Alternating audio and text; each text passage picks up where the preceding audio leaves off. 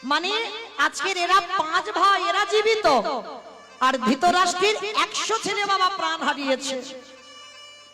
আর যাদের জন্য প্রাণ হারালো অন্ধ ধৃতরাষ্ট্র বাবা, তাদের হাতে খেতে হচ্ছে। মহাভারতে বিদুর এসে বলেছিল, এটা কি করে পাচ্ছ তুমি? যাদের জন্য তোমার সন্তান হারালো, যাদের জন্য সন্তান হারিয়ে একাকী হয়ে গেলে, এখনো ইচ্ছা হচ্ছে এই অট্টালিকাতে থাকতে, এখনো ইচ্ছে করছে তোমার ওদের এই রাজপ্রাসাদে বসে রাজভোগ সেবা করতে।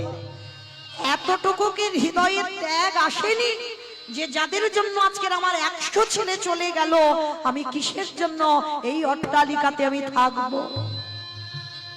সব ত্যাগ করে দাও। তা বিদুরের কথাগুলো বাবা অন্ধ ধৃতরাষ্ট্র শুনেছিল।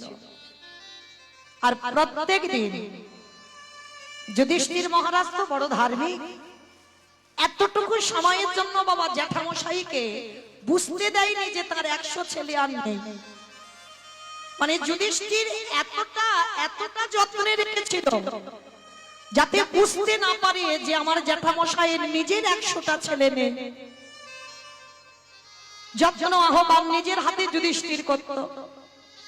তো আজকে যুধিষ্ঠির বাবা সন্ধ্যাবেলায় জ্যাঠামশাইকে খেতে দিতে এসেছে। জেঠু, ও জেঠু ঘুমাচ্ছ? জেঠিমা জ্যাঠামশাই বসে আছে। যুধিষ্ঠির এসে পাত্র দুটো দিয়েছে, জেঠু প্রসাদ পাও।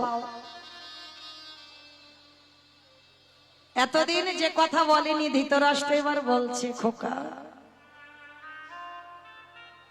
একটা জিনিস চাইবো, আজকের একটু দিবি বাবা? বলো জেঠু। তুমি যদি বলো আমার প্রাণ দিয়ে দিতে, আমি কথা দিলাম, আমি তোমার সামনে দাঁড়িয়ে আমি আমার প্রাণ দিয়ে দেব। বলো তুমি আমার কাছে কি চাও? আমি জানি জেঠু তোমার কষ্ট, আমি বুঝি, আমি অনুভব করি। বলো। না রে বাবা, তোর প্রাণ দিতে হবে না, কারণ তুই চলে গেলে কি আমায় দেখভাল করবে?